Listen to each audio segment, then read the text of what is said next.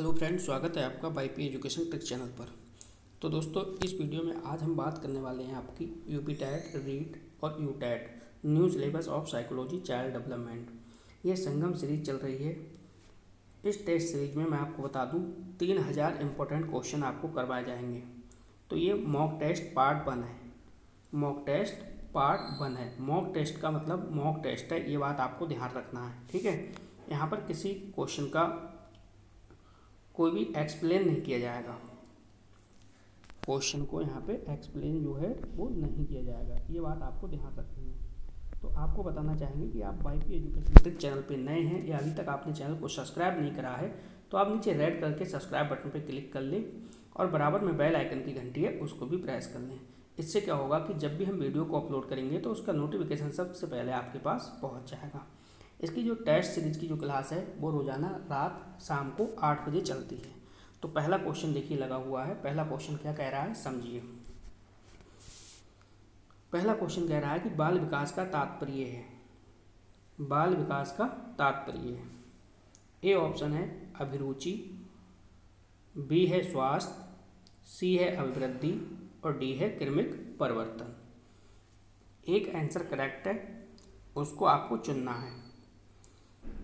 इस सीरीज में हम आपके लिए 30 क्वेश्चन कराएंगे। इसके बाद आप कमेंट करके बताना कि 30 में से कितने क्वेश्चन आपके सही हुए। तो इसका जो करेक्ट आंसर हो जाएगा वो हो जाएगा क्रमिक परिवर्तन। अगला क्वेश्चन देखो। अगला क्वेश्चन है वह मानवीय युक्ता जिसके द्वारा व्यक्ति किसी नवीन रचना या विचार को प्रस्तुत करता है कहलाता है। क्या कहलाता है? क्या सृजनात्मकता है या प्रत्यक्षीकरण है, अभिरुचि है या फिर बुद्धि है? करेक्ट आंसर आपको यहाँ पे चुनना है। यानी वह मानवीय युक्ता जिसके द्वारा व्यक्ति किसी नवीन रचना या विचार को प्रस्तुत करता है तो क्या कहलाता है? यह कहलाता है बुद्धि। यानी डी ऑप्शन आपका सही है। अगला क्वेश्चन कह रहा है बुद्धि का त्रिआयामी सिद्धांत किसने दिया है? बुद्धि का त्रिआयामी सिद्धांत किसने दिया है? ए ऑप्शन है स्मिथ रस्टन, बी है थॉर्नडाइक, सी है गिलफोर्ड। यहाँ पे देखो गिलफोर्ड है, ये आपको ध्यान रखना है, ठीक है। सी ऑप्शन है गिलफोर्ड और डी ऑप्शन है स्पीयरमैन। तो करेक्ट आंसर आपको यहाँ पे बताना है। बुद्धि का त्रिआयामी सिद्धांत पूछ रहा है, ये बात आपको ध्यान रखनी है। यहाँ पे अपन चलेंगे डी ऑप्शन के साथ। राइट आंसर होगा स्पीयरमैन, ठीक है। अगर आपको टॉपिक वाइज तैयारी करनी है, चाहे आप टैट की कर रहे हैं, यूपी टैट की कर रहे हैं या रीट की कर रहे हैं या यू टैट की कर रहे हैं, अगर आपको टॉपिक वाइज तैयारी करनी है तो दोस्तों शाम को 7 बजे उसकी क्लास चलती है। टॉप साइकोलॉजी पे जाइए, वहाँ से आप अच्छे से पढ़िए, ठीक है। टॉप साइकोलॉजी की प्लेलिस्ट मैंने बना दी है, उस प्लेलिस्ट पे जाके आप पढ़ सकते हैं बिल्कुल निःशुल्क। अगला क्वेश्चन देखो। अगला जो क्वेश्चन है हमारा वो कह रहा है कि भाई TAT परीक्षण के कार्ड की संख्या है कितनी है? ए ऑप्शन है 10, बी ऑप्शन है 10 + 10 यानी 20 हो गए, सी ऑप्शन है 10 + 10 + 10 यानी टोटल 30 हो गए, डी ऑप्शन है इनमें से कोई नहीं। तो ये क्वेश्चन बहुत ही इंपॉर्टेंट क्वेश्चन है, इस पर आप स्टार लगा के रखिएगा। इसका आंसर हो जाएगा सी, यानी 10 + 10 + 10 यानी टोटल 30 कार्ड होते हैं, ठीक है। और एक बात बता दूं, किसी भी ऑप्शन में अगर 30 नहीं है 31 है तो 31 वाला भी सही होगा, क्योंकि एक कार्ड जो था वो सादा बचा हुआ था, ठीक है। तो 31 भी सही होगा। जहाँ पे 31 ना हो तो 30 वाला ऑप्शन आपका राइट होगा। तो ये क्वेश्चन थोड़ा अच्छा क्वेश्चन है। चलिए अगला क्वेश्चन देखो। अगला क्वेश्चन आपका क्या कह रहा है? अगला क्वेश्चन कह रहा है कि भाई अभ्यास और अनुभव के द्वारा व्यवहार में होने वाला परिवर्तन क्या कहलाता है? यानी जब आप अभ्यास करते हो, ठीक है, अभ्यास और अनुभव के द्वारा व्यवहार में होने वाला परिवर्तन क्या कहलाता है? क्या वो अवधान है या फिर अधिगम है या फिर प्रतिकार है या अवप्रेरणा है? आपको पता है कि भाई अभ्यास और अनुभव के द्वारा व्यवहार में जो परिवर्तन हो रहा है, इसका मतलब क्या हो रहा है? यहाँ पे अधिगम हो रहा है। क्या हो रहा है? अधिगम हो रहा है, ठीक है। आपको वीडियो अच्छी लगती है तो वीडियो को आप लाइक करिए, ज़्यादा से ज़्यादा वीडियो को शेयर भी कीजिए। शाम को 8 बजे इसकी क्लास चलती है। कंप्लीट आपको 3000 क्वेश्चन मैं आपको करा दूंगा। चलो अगला क्वेश्चन देखो। अगला क्वेश्चन है भाटिया बैटरी परीक्षण संबंधित है। तो भाटिया बैटरी परीक्षण जो है वो किससे संबंधित है? व्यक्ति से है, अभिप्रेरणा से है, अभिरुचि से है या फिर बुद्धि से है।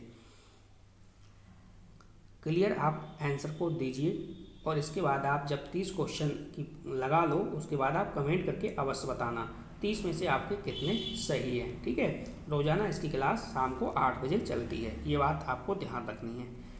एक एक टॉपिक मैं आप क्लियर करा दूंगा साइकोलॉजी का। चलो, तो भारतीय जो बैटरी परीक्षण है ये किससे संबंधित है? ये है बुद्धि से। क्या हो जाएगा? डी ऑप्शन हो जाएगा। ठीक है, भारतीय बैटरी जो परीक्षण है वो किससे संबंधित है? बुद्धि से संबंधित है, ये आपको ध्यान रखना है।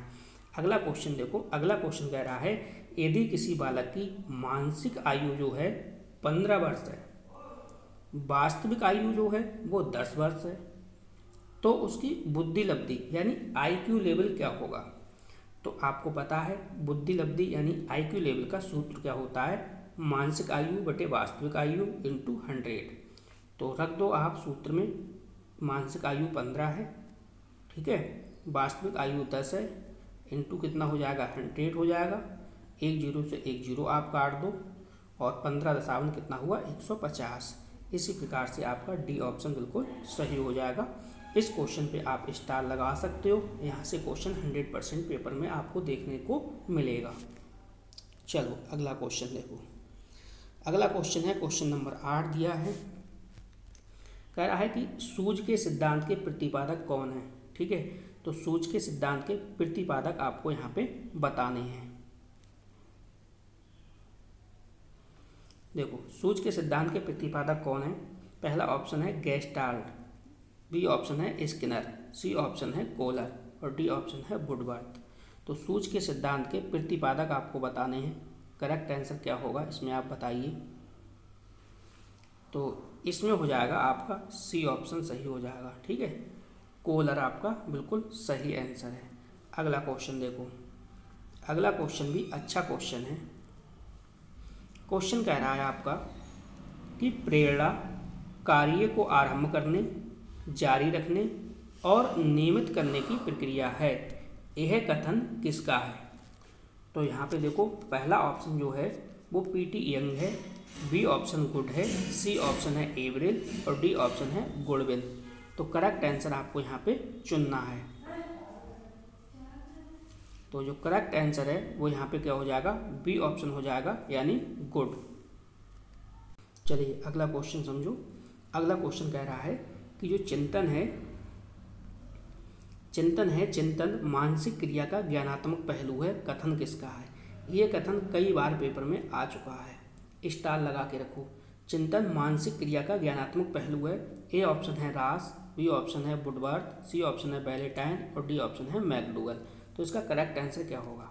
तो चिंतन मानसिक क्रिया का ज्ञानात्मक पहलू है, ये किसका कथन है? ये है रॉस महोदय का। ए ऑप्शन के साथ जाएंगे अपन, ए ऑप्शन बिल्कुल सही है। चलिए अगला क्वेश्चन, अगला क्वेश्चन आपकी स्क्रीन पे लग चुका है। कह रहा है सांख्यिकी गणना का विज्ञान है, सांख्यिकी गणना का विज्ञान है। तो ये कथन जो है वो किसका है? ये कथन किसका है? सांख्यिकी गणना का विज्ञान है, परिभाषा दीजिए। पहला ऑप्शन है वॉशिंगटन, बी ऑप्शन है कॉर्नेल, सी ऑप्शन है बाउले और डी ऑप्शन है बालिस। करेक्ट आंसर आपको चुनना है। करेक्ट आंसर इसका क्या होगा वो आपको बताना है। तो इसमें जो राइट आंसर आपका हो जाएगा सी ऑप्शन हो जाएगा, बाउले ने। ठीक है, ये परिभाषा किसने दी है? बाउले ने दी है। सांख्यिकी गणना का विज्ञान है, परिभाषा दी है किसने दी है? बाउले ने दी है। अगला क्वेश्चन, क्वेश्चन नंबर 12। अगला क्वेश्चन देखो, अगला क्वेश्चन आपसे कह रहा है कि सांख्यिकी का जन्मदाता कहा जाता है, यानी सांख्यिकी का जो जन्मदाता है वो किसे कहा जाता है, ये आपको बताना है। पहला ऑप्शन है आकेनबाल, बी ऑप्शन है केंडाल को, सी ऑप्शन है बाउले को और डी ऑप्शन है इनमें से कोई नहीं। तो जो सांख्यिकी है, सांख्यिकी का जन्मदाता कहा जाता है किसे? आकेनबाल, यानी ए ऑप्शन के साथ अपने चलेंगे। ठीक है, वीडियो में बने रहिए, 30 क्वेश्चन आप लगा के जाइए। ठीक है, 30 के 30 क्वेश्चन काफ़ी इंपॉर्टेंट क्वेश्चन आपके लिए लेकर आए हैं, तो सारे क्वेश्चन आप लगा के जाइए। अगला क्वेश्चन देखो, क्वेश्चन नंबर 13 क्या कह रहा है? अगला क्वेश्चन कह रहा है कि भाई निम्न में से कौन सा कथन सत्य नहीं है, यहाँ पे देखो सत्य नहीं है, जो सत्य नहीं है वो कथन आपको यहाँ पे चुनना है। ठीक है, तो पहला ऑप्शन देखिए, पहला ऑप्शन पढ़िए, सांख्यिकी व्यक्तिगत इकाइयों का अध्ययन करती है। क्या सांख्यिकी सिर्फ और सिर्फ व्यक्तिगत इकाइयों का अध्ययन करती है? और ऑप्शन आप पढ़िए, सांख्यिकी किसी समस्या के केवल संख्यात्मक स्वरूप का अध्ययन करती है। सांख्यिकी के नियम दीर्घकाल तथा औसत रूप में सत्य होते हैं। सांख्यिकी केवल साधन है, समाधान नहीं। तो करेक्ट आंसर इसमें से आपको चुनना है जो नेगेटिव है। तो नेगेटिव इसमें पहला वाला ऑप्शन जो होता है वो गलत दे रखा है, इसीलिए हमारा सही आंसर यही हो जाएगा, सांख्यिकी व्यक्तिगत इकाइयों का अध्ययन करती है। अगला क्वेश्चन देखो, यहाँ पे है आई का अर्थ है। तो आई का अर्थ क्या है? पहला ऑप्शन है L1 minus L2, B option है L2 minus L1, C option है L1 मल्टीप्लाई है, गुणे का निशान है L2, डी है L1 भाग L2। अब यहाँ पे आई का आपको अर्थ समझना है, आई का अर्थ क्या है। चलिए बताइए 14वें नंबर का करेक्ट क्वेश्चन क्या होगा। आई का अर्थ क्या है? तो यहाँ पे हो जाएगा आपका बी ऑप्शन। क्या हो जाएगा? बी ऑप्शन बिल्कुल सही हो जाएगा, L2 माइनस L1। चलिए आगे चलते हैं, देखते हैं अगला क्वेश्चन क्या है।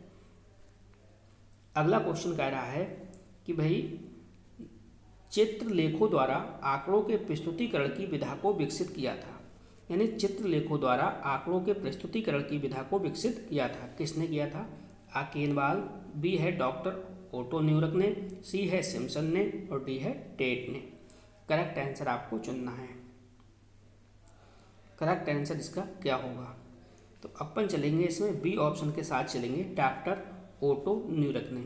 ठीक है, मैंने आपसे कहा कि अगर आपको topic wise topic theory plus objective question पढ़ने हैं तो रोजाना क्लास चलती है शाम को 7 बजे।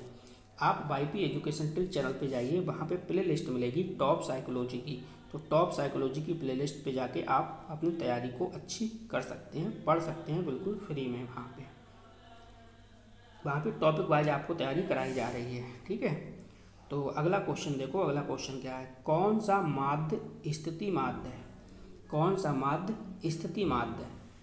ए ऑप्शन है हरात्मक माध्य, बी ऑप्शन है माध्यिका, सी ऑप्शन है समांतर माध्य, डी ऑप्शन है गुणोत्तर माध्य। माध्य स्थिति माध्य आपको बताना है। क्वेश्चन नंबर 16 का करेक्ट आंसर आपको बताना है। तो इसमें राइट आंसर क्या हो जाएगा? इसमें हो जाएगा आपका माध्यिका, यानी बी ऑप्शन के साथ चलेंगे। अगला क्वेश्चन देखो क्या कह रहा है। अगला क्वेश्चन यहाँ पे कह रहा है कि श्रेणी का प्रत्येक पद गणना में सम्मिलित होता है। श्रेणी का प्रत्येक पद गणना में सम्मिलित होता है। ए ऑप्शन है बहुलक, बी ऑप्शन है समांतर माध्य में, सी ऑप्शन है मध्यिका में, डी ऑप्शन है सभी में। तो करेक्ट आंसर यहाँ पे आपको बताना है। यानी श्रेणी का प्रत्येक पद गणना में सम्मिलित होता है तो किस में होता है? वो होता है समांतर माध्य में, यानी बी ऑप्शन यहाँ पे बिल्कुल राइट है। अगला क्वेश्चन भी देख लो। यदि 3, 4, x, 8 की मध्यिका कितनी है? 5 है, तो x का मान निकालिए।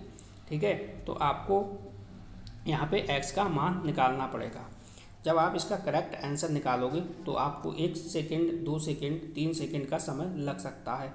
तो आप समय लीजिए और क्वेश्चन का आंसर दीजिए, क्योंकि ये सिर्फ और सिर्फ मॉक टेस्ट है। तो यहाँ पे जो आपका करेक्ट आंसर निकल के आएगा वो 6 आएगा। ठीक है, कितना आएगा? 6 आएगा। अगला क्वेश्चन देखो। अगला क्वेश्चन यहाँ पे दे रखा है भाई, क्वेश्चन नंबर 19। संख्याओं का माध्य 15 पाया गया। यदि 2 संख्याएं 10 तथा 12 निकाल दी जाएं तो शेष संख्या का माध्य क्या होगा? तो शेष संख्या का आपको क्या है? माध्य बताना है। माध्य क्या होगा? क्या 10 होगा या 25, 15 या 12? करेक्ट आंसर आपको चुनना है। इसमें भी थोड़ा सा टाइम लगेगा और सिंपल है, आराम से निकल जाएगा। तो इसका जो राइट आंसर होगा वो होगा 15, यानी सी ऑप्शन बिल्कुल सही है। अगला क्वेश्चन देखो। अगला क्वेश्चन है समांतर माध्य की गणना के लिए वर्गांतराल होनी चाहिए। यानी समांतर माध्य की गणना के लिए वर्गांतराल होनी चाहिए। कैसी होनी चाहिए? समान, समावेशी, असमान, उपयुक्त, सभी। करेक्ट आंसर आपको यहाँ पे बताना है। तो यहाँ पे जो राइट आंसर हो जाएगा वो हो जाएगा उपयुक्त सभी। यानी समांतर माध्य की गणना के लिए वर्गांतर जो होने चाहिए वो समान भी होने चाहिए, समावेशी और असमान। ठीक है, 20 का डी ऑप्शन बिल्कुल सही है। अगला क्वेश्चन देखो,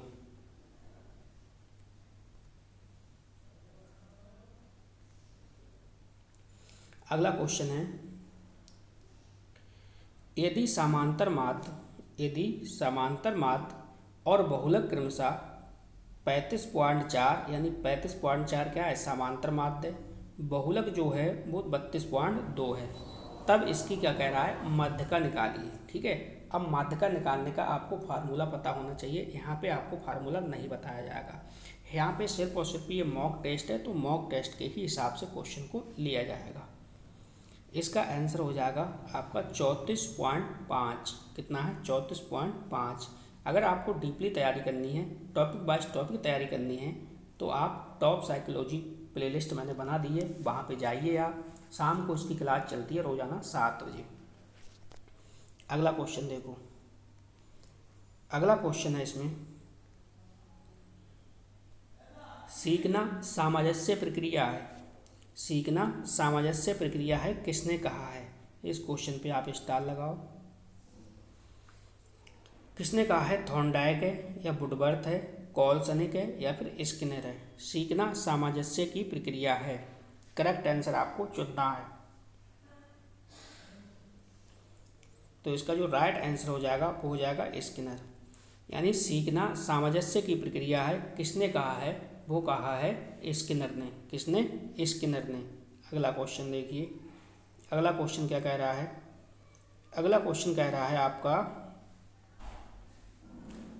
निम्न में से सीखने की विशेषता नहीं है। देखो, सीखने की विशेषता नहीं है, जो नहीं है वो चुनना है आपको।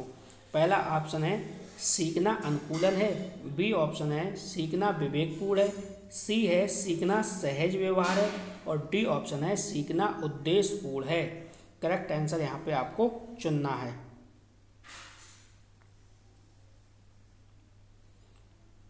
करेक्ट आंसर आपको चुनना है। तो नहीं है, इसका मतलब कह रहा है सीखना सहज व्यवहार है, ये हमारा रॉन्ग है। बकाया तीनों ऑप्शन बिल्कुल सही है। अगला क्वेश्चन देखो, इस क्वेश्चन पे भी स्टार लगाओ आप, कई बार क्वेश्चन पेपर में पूछा जा चुका है। क्वेश्चन कह रहा है सीखने को प्रभावित करने वाला सबसे महत्वपूर्ण कारक है। यानी सीखने को प्रभावित करने वाला सबसे महत्वपूर्ण कारक है, वो कौन सा है? यानी महत्वपूर्ण तो चारों हैं, लेकिन जो चारों में सबसे ज़्यादा महत्वपूर्ण है वो आपको चुनना है। ए ऑप्शन है प्रेरणा, बी ऑप्शन है ध्यान, सी ऑप्शन है रुचि और डी ऑप्शन है स्मृति। तो सीखने को प्रभावित करने वाला सबसे महत्वपूर्ण कारक क्या है? वो हो जाएगा प्रेरणा, यानी मोटिवेशन। ए ऑप्शन यहाँ पे आपका बिल्कुल सही होगा। वीडियो को लाइक नहीं करा है तो आप वीडियो को लाइक कर दीजिए और वीडियो की लिंक को अपने सभी दोस्तों में शेयर कर दीजिए। इस क्वेश्चन पे भी आप स्टार लगाओ। ये क्वेश्चन भी सुपर स्टार क्वेश्चन है, बहुत बार पेपर में पूछा जा चुका है। ठीक है, 25 नंबर कह रहा है भाई, करके सीखना सीखने की सबसे महत्वपूर्ण विधि है, किसने कहा है? अब यहाँ पे देखो, ये कथन है, तो ये कथन किसने कहा है? सीखना यानी करके सीखना सीखने की सबसे महत्वपूर्ण विधि है, ये किसने कहा है? ए ऑप्शन है फ्रोवेल, बी ऑप्शन है सिम्पसन, सी ऑप्शन है क्रो, डी ऑप्शन है वुडवर्थ। तो करेक्ट आंसर यहाँ पे आपको चुनना है। तो देखो, करके सीखना की बात हो रही है, तो इसमें हम जाएंगे ए ऑप्शन के साथ चले जाएंगे।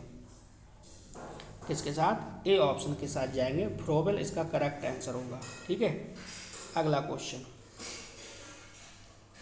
अगला क्वेश्चन देखो, क्वेश्चन नंबर 26। अगला क्वेश्चन कह रहा है कि भाई, अगला क्वेश्चन आपसे कह रहा है कि सीखने की सही परिभाषा है। सीखने की सही परिभाषा क्या है? आदर्शों का पालन करना है, या फिर रटना है, या अनुभव और प्रशिक्षण द्वारा व्यवहार में परिवर्तन है, या फिर दूसरों के साथ साथ काम करना। करेक्ट आंसर आपको बताना है।